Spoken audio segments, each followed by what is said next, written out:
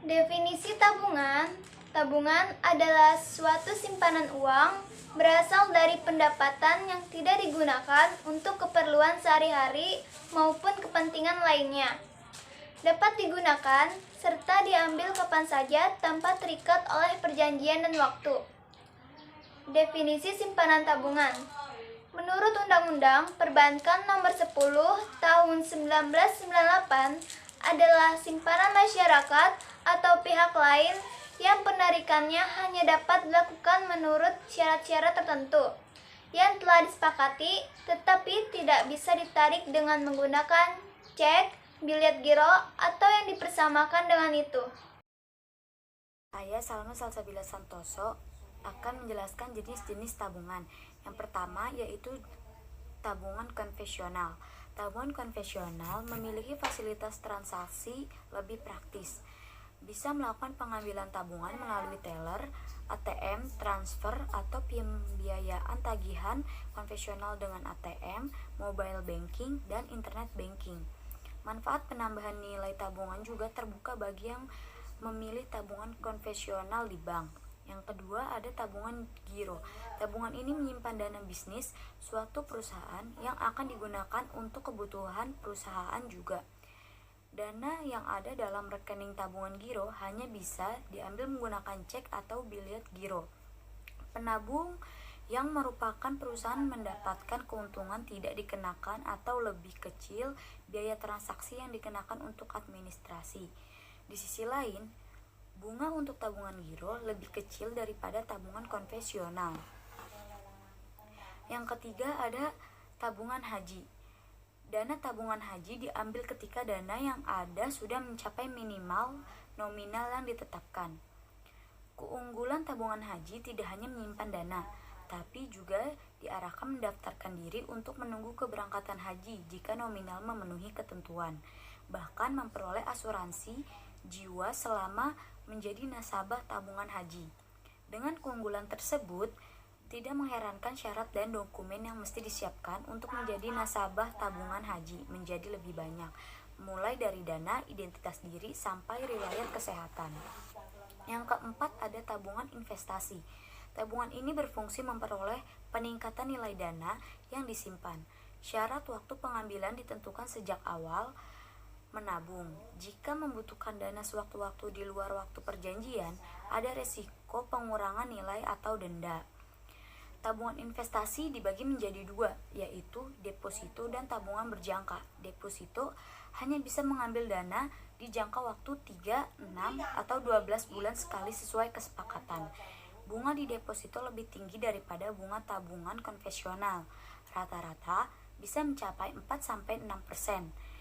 Bank akan memberikan bunga kepada nasabah deposito sesuai aturan suku bunga deposito yang diputuskan Bank Indonesia tiap bulannya. Tabungan berjangka. Jangka waktu penyimpanan uang berjangka tahunan sesuai target tujuan yang dicapai.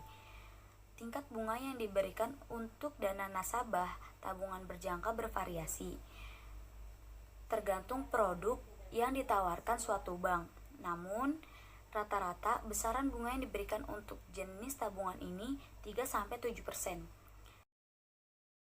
Syarat pembuatan tabungan. Tabungan umum. 1. Menyerahkan fotokopi kartu identitas. Yang kedua, mengisi dan menandatangani formulir pembukaan rekening. Yang ketiga, menyediakan materai berupa 6.000 atau menyiapkan uang ganti materai. Yang keempat, setoran awal minimal 15.000. Yang kelima, setoran selanjutnya minimal 10.000. Yang keenam, setelah menyiapkan syarat yang diperlukan untuk membuka sebuah rekening, kini Anda sudah siap untuk membuka sebuah rekening baru dengan beberapa cara ini. Yang pertama, setoran pembukaan rekening minimal 15.000 dan setoran terendah 10.000. Jika tabungan tidak aktif berturut-turut selama 6 bulan, biaya administrasi sebesar 2.000 per bulan. Nasabah boleh memiliki lebih dari satu rekening tabungan. Yang keempat, besarnya bunga tabungan diberikan sesuai ketentuan bunga yang berlaku saat ini. Yang kelima, pengambilan tabungan dapat dilakukan oleh orang lain yang diberi kuasa melakukan penarikannya. Disertakan surat kuasa bermaterai dan identitas asli dari pemilik rekening. Mencatat transaksi tabungan. Prosedur pembukaan rekening ialah calon nasabah mengisi formulir pembukaan tabungan yang disediakan bank yang bersangkutan.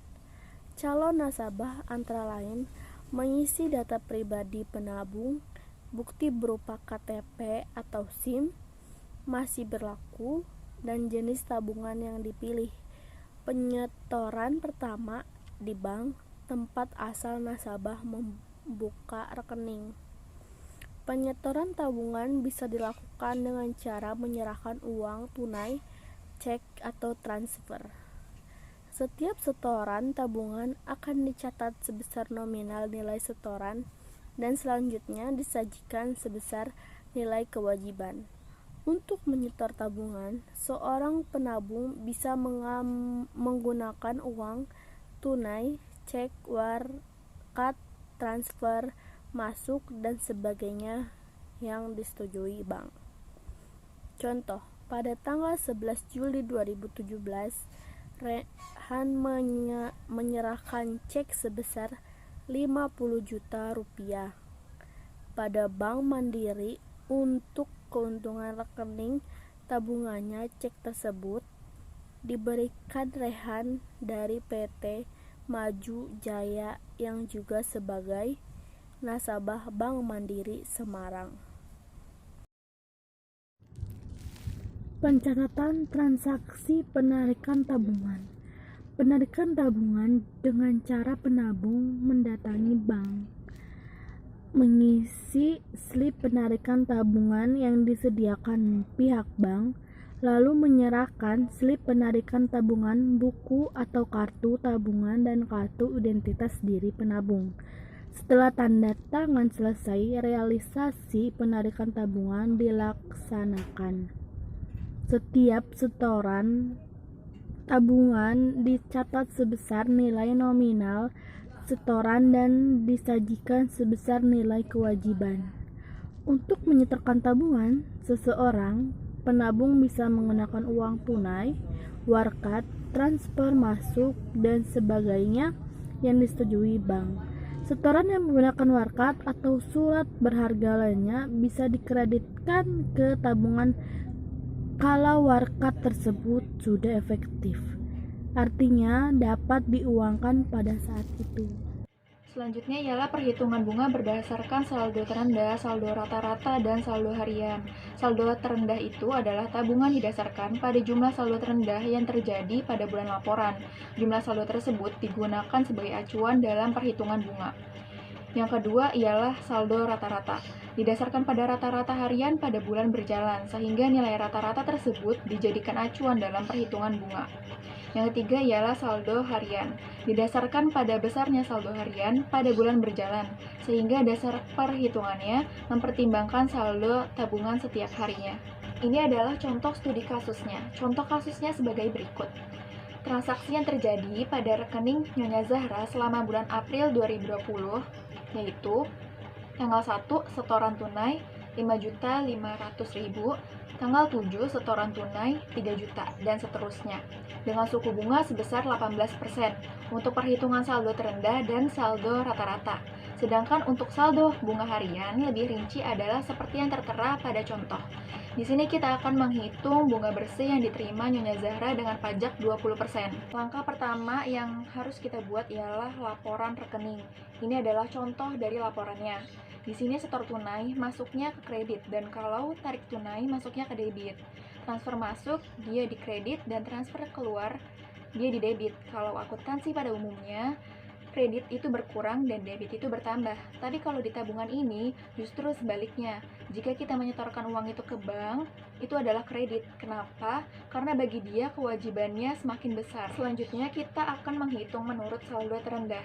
Yang pertama kita lihat adalah saldo terendah pada rekening tabungannya. Sekarang kita lihat pada rekening. Nah, di sini tertera bahwa saldo terendah ialah 5 juta, yang berarti ini akan masuk ke perhitungan kita. Rumusnya ialah persentase bunga dikali dengan saldo terendah dibagi dengan 12 bulan. Hasilnya 18% dikali dengan 5 juta. 5 juta didapatkan dari saldo terendah yang ada di dalam rekening dibagi dengan 12. sama dengan 75.000. Pajaknya 20% dikali dengan 75.000 sama dengan 15.000. Jadi bunga bersihnya ialah 60.000. Ini adalah menggunakan metode saldo rata-rata. Dengan rumus persentase bunga dikali dengan saldo rata-rata dibagi dengan 12 bulan. 18% dikali dengan 6.928.571. Itu didapatkan dari mana?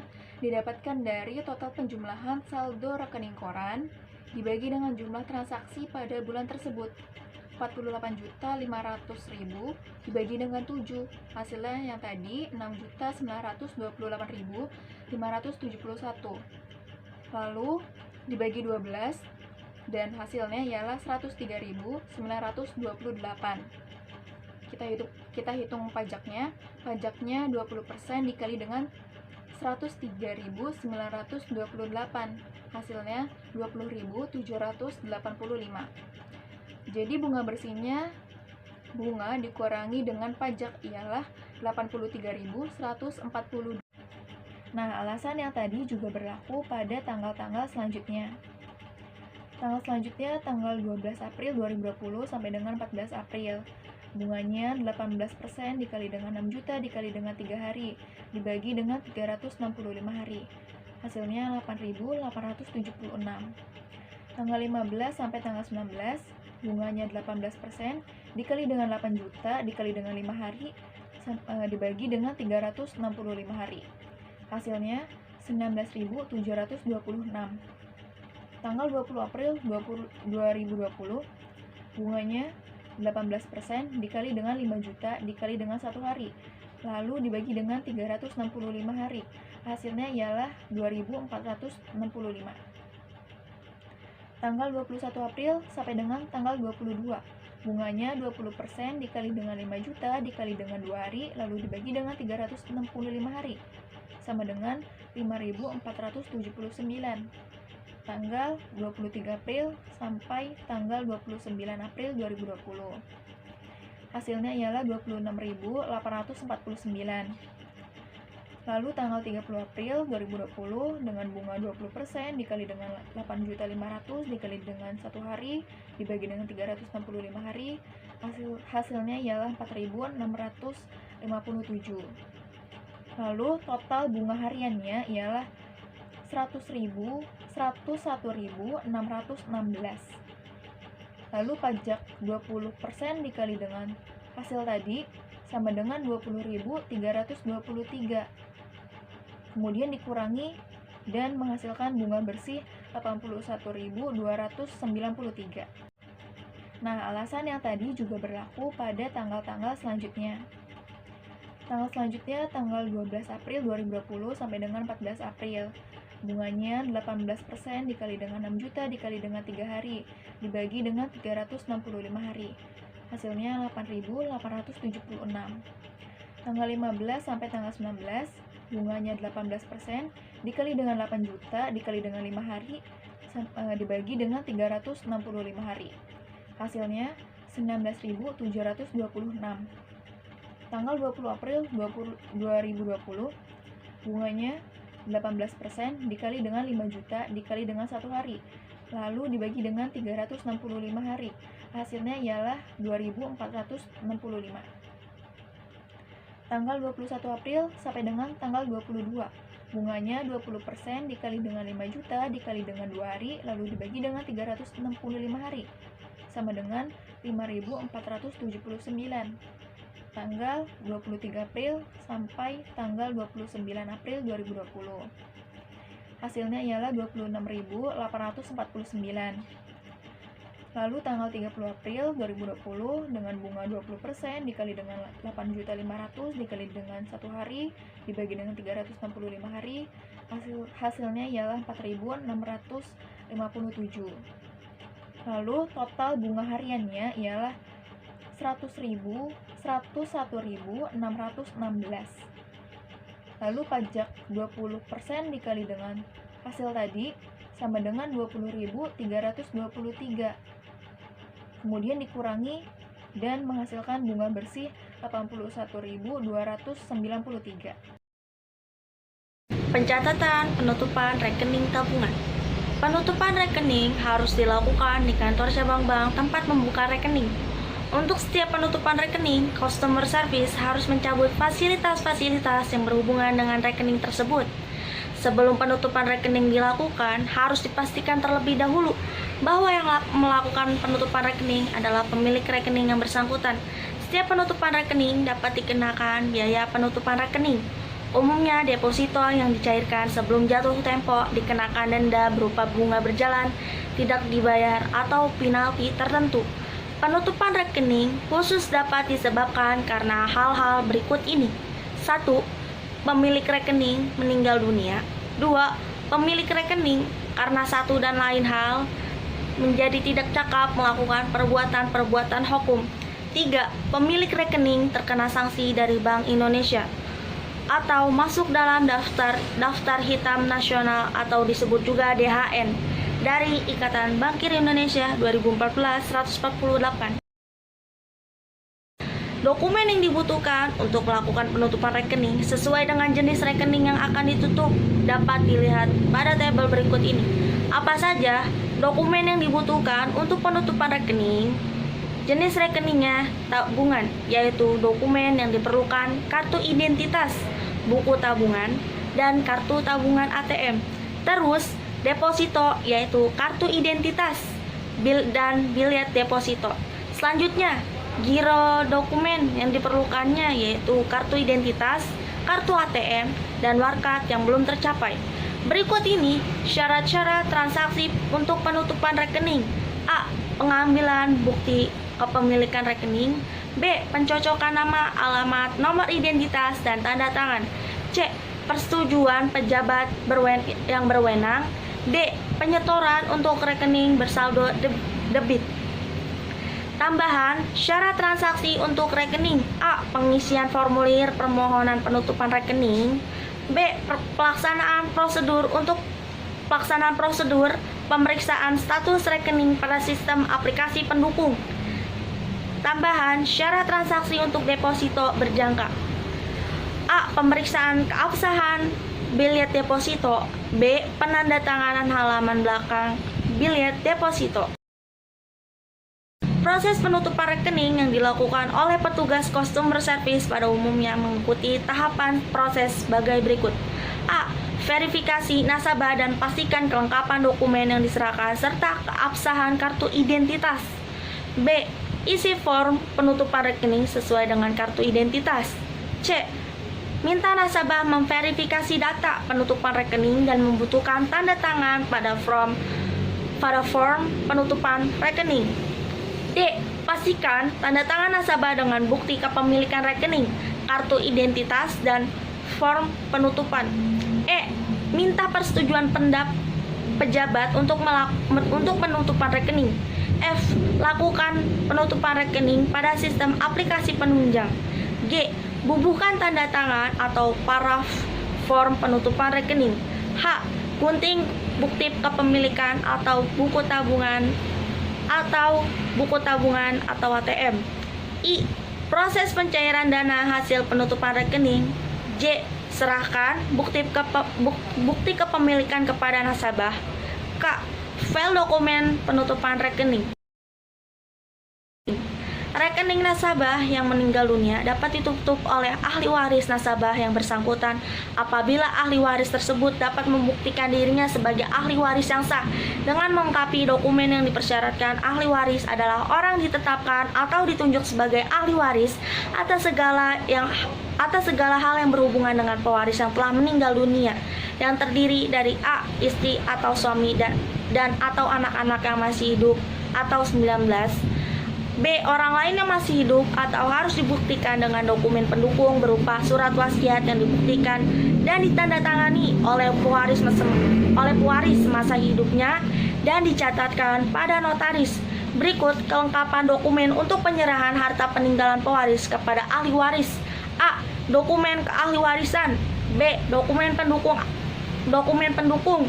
C. Asli tanda bukti penyimpanan atau penitipan atau tanda terima agunan atas harta peninggalan. D. Asli surat kuasa atau jika penerima harta peninggalan dikuasakan dari Ikatan Bankir Indonesia 2014 152.